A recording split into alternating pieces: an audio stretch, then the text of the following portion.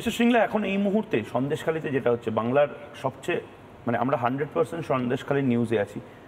বেঙ্গল দেখতে পাচ্ছে যেভাবে একজন মানে পুরো স্টেটটাকে যেন র্যানসামে নিয়েছে। High court is also saying Sheikh Shahjahan the Trinamool backed mafia. কি বলবেন, মমতা বন্দ্যোপাধ্যায় কি এই জায়গাগুলো জাস্ট ফ্র্যাঙ্কেনস্টাইন বানানোর জন্য দিচ্ছেন? কারণ আমি তো রাজনীতি না, আমি তো সাধারণ মানুষের দিশায় বলবো। अब বহু সাধারণ মানুষও, lots of women are giving testimonies about being raped, being tortured. इसमें जो मैं देख रहा हूँ, मतलब ऑर्डिनरी इंडिविजुअल के बेसिस से अगर लोगों का ज़मीन छीना जाता है, महिलाओं का इज़्ज़त लूटा जाता है, लॉ एंड ऑर्डर जो हम कहते हैं, सुरक्षा नहीं है लोगों के लिए, और ये लोग जो हैं जो ये कर रहे हैं, इनको अभी तक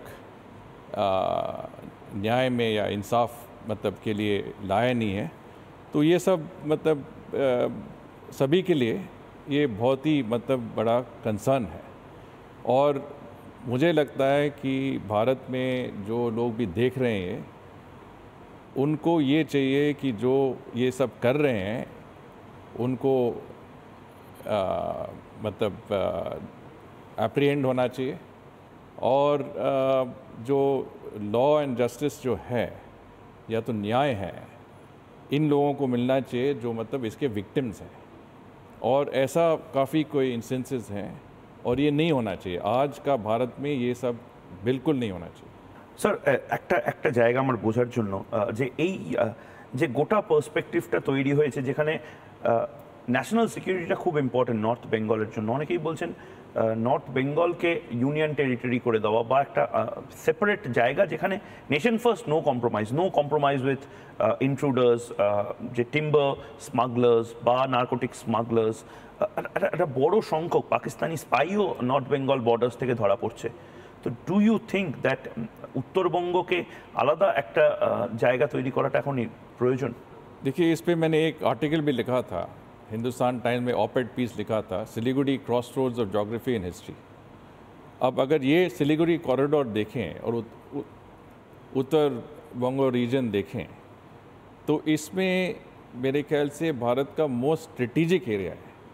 मोस्ट स्ट्रेटेजिक मेरे ख्याल से जम्मू एंड कश्मीर से ज़्यादा स्ट्रेटेजिक है, क्योंकि ये मतलब जो मेनलैंड इंडिया नॉर्थ ईस्ट के बीच में एक कॉरिडोर है। इसके साथ 4 बॉर्डर्स जुड़े हुए हैं, मतलब अंतर्राष्ट्रीय बॉर्डर्स जुड़े हुए हैं। बांग्लादेश, एक साइड बांग्लादेश, नेपाल, भूटान, और उत्तर पे चीन भी है। तो ये हमें देखना चाहिए कि ये 22 किलोमीटर का जो सेपरेशन है, जो हमारे देश का ये मतलब बहुत ही छोटा जो टेरिटरी है, ये हमें स्ट्रेटेजिक तौर से देखना चाहिए कि हमारे देश के लिए ये बहुत ही महत्वपूर्ण इलाका है, सिलीगुड़ी इलाका, और इसमें हमें फोकस करना चाहिए इसका विकास के लिए, इन लोगों के डेवलपमेंट के लिए, इंफ्रास्ट्रक्चर डेवलपमेंट के लिए, और सुरक्षा की तरफ से हमें जो वो मेजर्स लेने चाहिए जिससे हमारा ये स्ट्रेटेजिक एरिया भी सिक्योर हो जाए। ये मेरे ख्याल में ये बहुत ही महत्वपूर्ण है, हमें करना चाहिए। अगर स्टेट गवर्नमेंट के अंदर ही ये रहे तो उसमें कोई ये नहीं है। नहीं, मैं उसमें नहीं जाना चाहता हूँ, क्योंकि ये सरकार देखेगी कि मतलब इसका ये समस्या का समाधान मैं बता नहीं सकता, पर मैं ज़रूर ये कहना चाहता हूँ कि ये मुद्दा एक बहुत ही बड़ा मुद्दा है, और आपने बताया बहुत ही कंसर्न्स हैं, और ये हमारे लिए एक स्ट्रेटेजिक और वल्नरेबल एरिया भी है। तो हमें इसमें कुछ फोकस ज़रूर करना चाहिए, और सेंटर को ज़रूर देखना चाहिए कि इस एरिया को हम स्ट्रेंथन कैसे कर सकते हैं, इस एरिया को हम कैसे सिक्योर कर सकते हैं, और इस एरिया के लोगों को कैसे हमें मतलब हमारी जो देश का तेज़ रफ्तार से हम बढ़ रहे हैं, इस एरिया को हम कैसे उससे जोड़ सकते हैं। আপনি কি মনে করেন উত্তরবঙ্গ অনুন্নত, আন্ডারডেভেলপড তো আছে, অনেক আন্ডারডেভেলপড আছে, বঞ্চিত কি কম্প্যারেটিভলি? কেন, কিরমভাবে? उत्तर भारत, पश्चिम भारत, दक्षिण भारत ग्रोथ रेट अनेक ज़्यादा आछे, अनेक बड़ो आछे। ईस्टार्न इंडिया में ग्रोथ रेट उससे बहुत बहुत कम है। तो ये थोड़ा सा एसिमेट्रिकल ग्रोथ भी हो गया। तो हमें इस पे भी फोकस करना चाहिए कि जो पूर्वी भारत है और नॉर्थ ईस्ट में अभी आपने देखा प्रधानमंत्री नरेंद्र मोदी के नेतृत्व में 15% जीडीपी रखा गया है इनके लिए।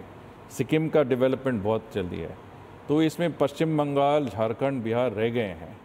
और पश्चिम बंगाल में भी आप देखें तो ये उत्तर बंगो है। उत्तर बंगो रीजन में सबसे कम रिसोर्सेज आते हैं। अब मैं दार्जिलिंग का हूँ और मेरा पड़ोसी पहाड़, मैं देखता हूँ पड़ोसी पहाड़ सिक्किम है। वहाँ पे इतने ज़्यादा रिसोर्सेज हैं कि राज्य होते हुए इनको कोई रिसोर्सेज की कमी नहीं है। उस साइड देखता हूँ तो असम एक नॉर्थ ईस्ट का हिस्सा है, वहाँ भी नॉर्थ ईस्ट काउंसिल है। तो दार्जिलिंग के लोग कहते हैं कि हम एक ही, मतलब हमारा संस्कृति एक ही है, भाषा एक ही है, एक ही एरिया में रहते हैं, जोग्राफिकल एरिया। तो हमें क्यों आपने अलग दिशा से देख रहे हैं? हमें क्यों रिसोर्सेज मिल नहीं रहे हमारे डेवलपमेंट के लिए, हमारे आइडेंटिटी के लिए? तो ये सब मुद्दे बहुत ही अभी आज স্টেট গভর্নমেন্ট তো বলে যথেষ্ট টাকা পয়সা ডেভেলপমেন্ট উত্তরবঙ্গ হাসছে বলে, north Bengal is smiling, is it not? जो अगर आप देखेंगे तो सेंट्रल स्कीम्स हैं, हाईवे आ रहा है, एयरपोर्ट बन रहा है, कुछ घर जल नल प्रोग्राम के स्कीम्स हैं, पर जो हमें चाहिए मतलब hospital facilities, medical facilities, health facilities, infrastructure, road, जो मतलब इंटरनल रोड जो है, नेशनल हाईवे के बारे में नहीं कर रहा, जो इंटरनल रोड्स हैं, इंफ्रास्ट्रक्चर है, लोगों के लिए जो अपॉर्चुनिटीज़ हैं, जैसे कि रोज़गार है। अब मैंने बताया था आपको, मैंने एक रोज़गार मेला भी किया, ऑर्गेनाइज़ किया, जिस पे 270 लोगों को काम तुरंत मिल गया और वो लोग अभी काम में लगे भी हैं।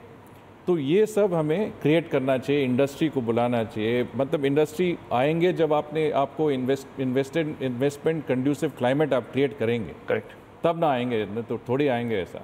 तो IT, BPO sector, tourism sector, ये सब में, जैसे आपने सुना होगा गोल्डन ट्रायंगल है जयपुर, आगरा, दिल्ली। हमें एक गोल्डन ट्रायंगल यहाँ क्रिएट करना चाहिए, जो टूरिज़्म ट्रायंगल है, जो पहाड़ी ट्रायंगल है, जो सिलीगुड़ी, दार्जिलिंग, गैंगटॉक का ट्रायंगल क्रिएट करना चाहिए, जिसमें इस एरिया क्षेत्र का डेवलपमेंट भी हो सकता है। वो क्रिएट करने के लिए रिसोर्सेज चाहिए, इन्वेस्टर्स चाहिए, फैसिलिटेशन चाहिए। वो अभी हम देख नहीं रहे और मेरे ख्याल से सेंटर की तरफ से ये रिसोर्सेज आनी चाहिए इस क्षेत्रों में। मेडिकल फैसिलिटीज़, अब ज़्यादा बीमार हो गया तो सिलीगुड़ी में भी फैसिलिटी नहीं है, पहाड़ में तो है ही नहीं।